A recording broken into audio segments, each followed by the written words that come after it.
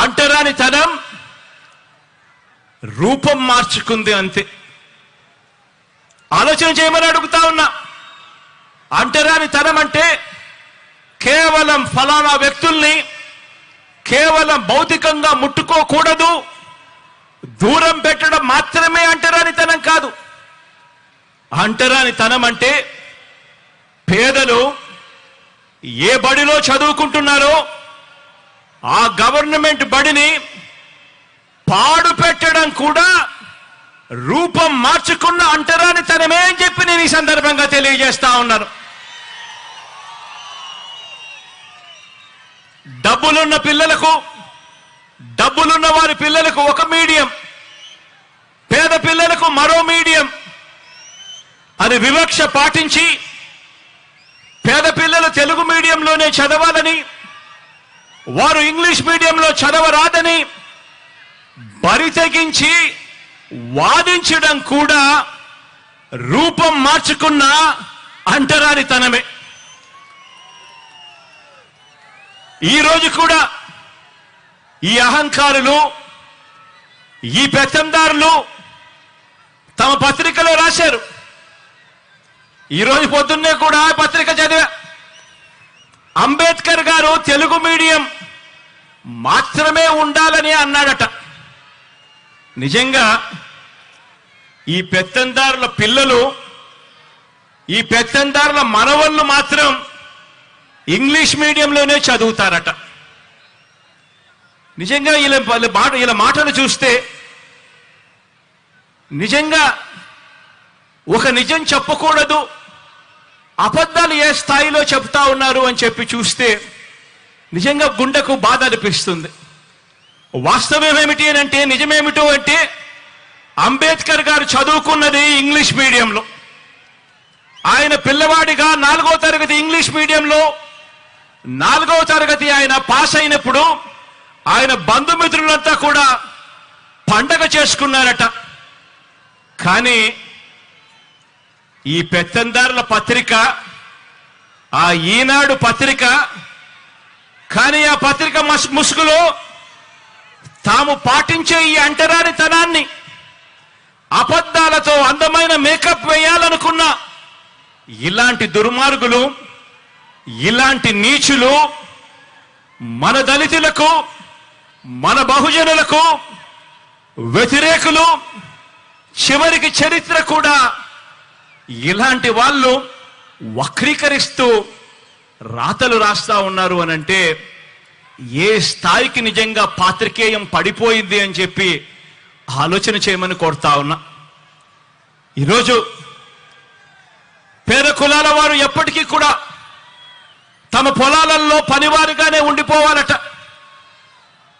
పేద కులాల వారు ఎప్పటికీ కూడా తమ ఇళ్లల్లో పనివారిగానే ఉండిపోవాలట. తమకు సేవకులుగా ఉండిపోవాలట. చిన్న చిన్న వృత్తులు, చిన్న చిన్న వ్యాపారాలు మాత్రమే వాళ్ళు చేసుకోవాలట.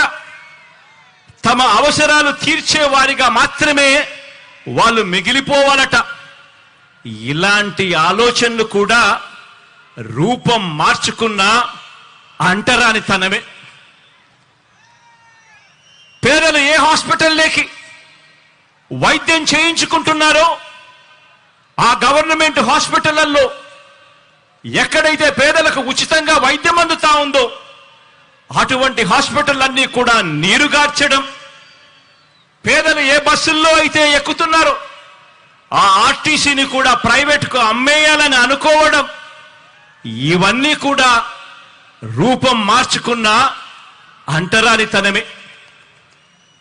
ఏ పౌర సేవ కావాలన్నా కూడా, ఏ పథకం పేదవాడికి కావాలన్నా కూడా ఆ పేదలు లంచాలిచ్చుకుంటూ, వివక్షకు లోనవుతూ, కార్యాలయాల చుట్టూ తిరుగుతూ, జన్మభూమి కమిటీల చుట్టూ తిరిగేలా వారి సహనాన్ని పరీక్షించడం కూడా రూపం మార్చుకున్న అంటరానితనమే. అవ్వ తాతలకు పెన్షన్ కావాలన్నా, రైతన్నలకు ఎరువులు కావాలన్నా పొద్దున్నే లేచి పొడువాటి లైన్లలో ఆ క్యూలలో నిలబడి చివరికి ఆ క్యూలలోనే మనుషులు చనిపోతున్నా కూడా పాలకుల గుండె కరక్కపోవడం కూడా ఇవన్నీ కూడా రూపం మార్చుకున్న అంటరానితనమే. ఈ అంటరానితనంలో పేదల మీద పెత్తందారి భావజాలంలో ఇవన్నీ కూడా భాగాలే. ఎస్సీల అసైన్డ్ భూముల్ని కూడా కాజేసి తాము గజాల లెక్కన అమ్ముకోవాలనుకున్న రియల్ ఎస్టేట్ రాజధానిలో పేద సామాజిక వర్గాలకు చోటు లేకుండా తాము మాత్రమే ఒక కోట కట్టుకోవాలన్న కుతంత్రాలు చేయడం కూడా రూపం మార్చుకున్న అంటరానితనమే. రూపం మార్చుకున్న ఈ అంటరానితనం అంటే పేదల ఇళ్ల నిర్మాణానికి భూములు ఇస్తే సామాజిక సమతౌల్యం దెబ్బతింటుంది అని చెప్పి ఏకంగా కోర్టులకు వెళ్ళి ఆ కోర్టుల్లో కేసులు వేసి సిగ్గు లేకుండా వాదించడం కూడా రూపం మార్చుకున్న అంటరానితనమే. రూపం మార్చుకున్న అంటరానితనం అంటే మన ఎస్సీలు, మన ఎస్టీలు, మన బీసీలు, మన మైనారిటీలు, మన నిరుపేద పిల్లలు చదువుకునే ఆ గవర్నమెంట్ బడులలో ఇంగ్లీష్ మీడియం చదువులు చెప్పడానికి వీల్లేదని కోర్టులకు వెళ్లి సైతం పిటిషన్లు వేయడం కూడా రూపం మార్చుకున్న అంటరానితనమే. ఆ పేద వర్గాల పిల్లలకు ట్యాబులు ఇస్తే అందులో వారు చూడకూడనివి చూస్తున్నారంటూ వాళ్ళ పిల్లల చేతుల్లో కూడా సెల్ ఫోన్లు ఉన్నాయని, ట్యాబులు ఉన్నాయి అన్న విషయాన్ని ఉద్దేశపూర్వకంగా కూడా మర్చిపోతూ డిజిటల్ లిటరసీని మన పేద పిల్లలకు ఇవ్వటానికి వీల్లేదని చెప్పి కుట్రపూరితంగా రాతలు రాయడం, వాదించడం కూడా రూపం మార్చుకున్న అంటరానితనమే. స్వాతంత్రం వచ్చి 77 సంవత్సరాలు గడుస్తా ఉన్నా కూడా ఇప్పటికీ కూడా అలాగే మిగిలిపోయి ఉన్న ఈ రూపం మార్చుకున్న ఈ అంటరానితనం మీద ఈ 56 నెలలుగా మనం చేస్తా ఉన్న ఒక సామాజిక, ఆర్థిక, రాజకీయ యుద్ధానికి నిలువెత్తు నిదర్శనంగా ఈ అంబేద్కర్ గారి విగ్రహం ఎప్పటికీ కూడా కనిపిస్తానే ఉంటుంది. ఈ విగ్రహం దేశంలోనే కాదు ప్రపంచంలోనే అతిపెద్ద అంబేద్కర్ గారి విగ్రహం అని కూడా చెప్పడానికి గర్వపడతా ఉన్నా. దేశంలోనే కాదు ప్రపంచంలోనే అతిపెద్ద అంబేద్కర్ గారి విగ్రహం అని చెప్పడానికి గర్వపడతా ఉన్నా. ఇది 81 అడుగుల వేదిక మీద ఏర్పాటు చేసి 125 అడుగుల మహావిగ్రహం అంటే 206 అడుగుల ఎత్తైన ఈ విగ్రహం దేశంతో కాదు మనం పోటీ పడేది, ప్రపంచంతోనే పోటీ పడతా ఉన్నామని చెప్పి కూడా ఈ సందర్భంగా తెలియజేస్తా ఉన్నా.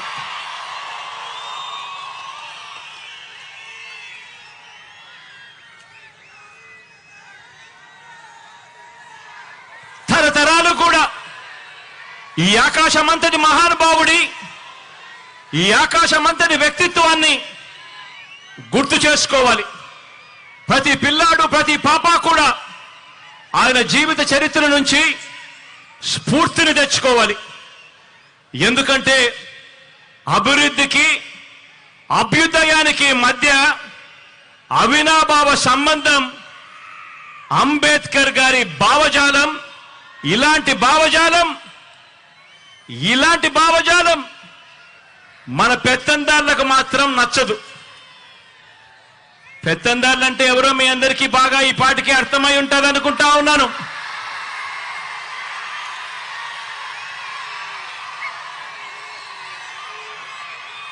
ఇలాంటి అంబేద్కర్ గారి భావజాలం ఈ పెత్తందారులకు మాత్రం అస్సలు నచ్చదు. దళితులకు చంద్రబాబు నాయుడు గారు సెంట్ భూమిని ఇళ్ల నిర్మాణానికి ఇచ్చింది లేదు, అంబేద్కర్ గారి విగ్రహం నిర్మించింది అంతకన్నా కూడా లేదు. ఎందుకంటే చంద్రబాబు గారి రక్తంలోనే ఎస్సీ, ఎస్టీ, బీసీ మైనారిటీల మీద ఏ కోశానా కూడా ఏనాడు కూడా ఈ మనిషికి ప్రేమే లేదు. ఎస్సీలో పుట్టాలని ఎవరైనా అనుకుంటారా అని ఒక ముఖ్యమంత్రి స్థానంలో ఉన్న వ్యక్తి నోరు పారేసుకుంటే గ్రామాలలో ఆ ఎస్సీలు ఎలా బ్రతకగలుగుతారు అని చెప్పి కనీసం ఆలోచన కూడా చేయకుండా నోట్లో నుంచి అంత చులకనగా మాట్లాడే స్వభావం. బీసీల తోకలు కత్తిరిస్తా ఖబర్దార్ అన్న వ్యక్తి, పేద సామాజిక వర్గాలంటే గిట్టని ఈ వ్యక్తి మన మాదిరిగా ఈ పేద అక్క చెల్లెమ్మలు బాగుండాలి, ఈ పేద కుటుంబాలు బాగుండాలి అని ఏకంగా 31 లక్షల ఇళ్ల పట్టాలు రాష్ట్రంలో ఎప్పుడు జరగని విధంగా, దేశంలో కూడా ఎప్పుడు చూడని విధంగా ఏకంగా 31 లక్షల ఇళ్ల పట్టాలు, అందులో 22 లక్షల ఇళ్ల నిర్మాణం చేయాలని ఆ పెద్ద మనిషికి ఎందుకు అనిపిస్తుంది?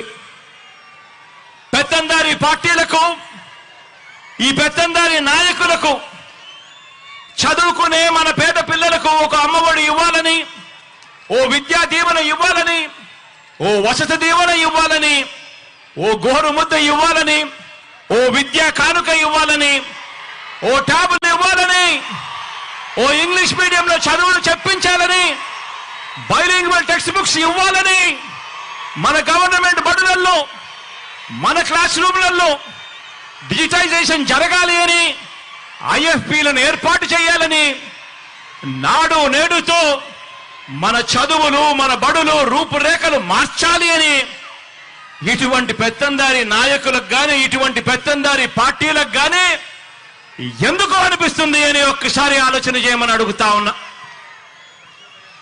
పెత్తందారి పార్టీలకు, పెత్తందారి నాయకులకు మన అక్క చెల్లెమ్మలకు ఒక దిశ ఆప్ తేవాలని, మన అక్క చెల్లెమ్మలకు ఒక అమ్మఒడి ఇవ్వాలని, మన అక్క చెల్లెమ్మలకు ఒక ఆసరా ఇవ్వాలని, మన అక్క చెల్లెమ్మలకు ఒక 0 వడ్డీ తేవాలని, ఒక 0 వడ్డీ ఇవ్వాలని, ఒక చేయూత ఇవ్వాలని, అక్క చెల్లెమ్మల పేరిట 31 లక్షల ఇళ్ల పట్టాలు ఇవ్వాలని, అందులో 22 లక్షల ఇళ్ల నిర్మాణం పూర్తి చేసి కట్టించి ఇచ్చి ఆ అక్క చెల్లెమ్మల ముఖాలలో చిరునవ్వులు చూడాలని ఆ పెత్తందారి పార్టీలకు, ఆ పెత్తందారి నాయకులకు ఎందుకు అనిపిస్తుంది అని ఒక్కసారి ఆలోచన చేయమని అడుగుతా ఉన్నా. పెత్తందారి పార్టీలకు, ఆ పెత్తందారి నాయకులకు మన రైతన్నలకు పగటిపూట 9 గంటల పాటు ఉచిత విద్యుత్ ఇవ్వాలని, ఒక రైతు భరోసాతో రైతన్నను ఆదుకోవాలని, వారిని చేయి పట్టుకొని నడిపించే ఒక ఆర్బీకే వ్యవస్థను వాళ్ళ ముందరే పెట్టాలి అని చెప్పి ఎందుకు అనిపిస్తుంది అని చెప్పి ఒక్కసారి ఆలోచన చేయమని కోరుతా ఉన్నా. పెత్తందారి పార్టీలకు, పెత్తందారి నాయకులకు, పేదలకు వైద్యం ఆరోగ్యం పట్ల వారికి ఒక మెరుగైన ఆరోగ్యశ్రీ పథకం రావాలని, ఇవ్వాలని, ఓ ఆరోగ్య ఆసరాతో ఆదుకోవాలని, ఓ 104 ఒక 108 ఫోన్ కొడితే చాలు కుయ్ కుయ్ కుయ్ అంటూ ఆ పేదవాడి ముంగిటికి వచ్చి ఆ పేదవాడికి అండగా నిలబడే పరిస్థితి రావాలని, గ్రామ స్థాయిలోనే ఓ విలేజ్ క్లినిక్ రావాలని, ఓ ఫ్యామిలీ డాక్టర్ కాన్సెప్ట్ తీసుకొని రావాలి అని, హాస్పిటల్లన్నీ కూడా రూపురేఖలు మారాలని, ఆ హాస్పిటల్లో పేదవాడు వైద్యం కోసం వెళితే ఏకంగా 53,000 మంది డాక్టర్లను, నర్సులను హాస్పిటల్లో రిక్రూట్ చేయాలి అని ఎందుకు అనిపిస్తుంది అని చెప్పి ఆలోచన చేయమని కోరుతా ఉన్నా. ఆ పెత్తందారి పార్టీలకు, ఆ పెత్తందారి నాయకులకు గ్రామ స్థాయిలోనే ఒక లంచాలు లేని వ్యవస్థను తేవాలని, గ్రామ స్థాయిలోనే ఓ వివక్ష లేని వ్యవస్థను తీసుకొని రావాలని, గ్రామ స్థాయిలోనే ఓ వాలంటీర్ వ్యవస్థ తీసుకొని రావాలని, గ్రామ స్థాయిలోనే ఓ సచివాలయాలు, వార్డు సచివాలయాలు, గ్రామ సచివాలయాలు తేవాలని, ఓ వివక్ష లేని, ఓ లంచాలు లేని వ్యవస్థ ప్రతి పేదవాడికి కూడా అందుబాటులోకి ఉండాలి, తేవాలి అని ఆ పెత్తందారి నాయకులకు, ఆ పెత్తందారి పార్టీలకు ఎందుకు అనిపిస్తుంది అని చెప్పి ఆలోచన చేయమని కోరుతా ఉన్నాం మీ అందరికీ కూడా.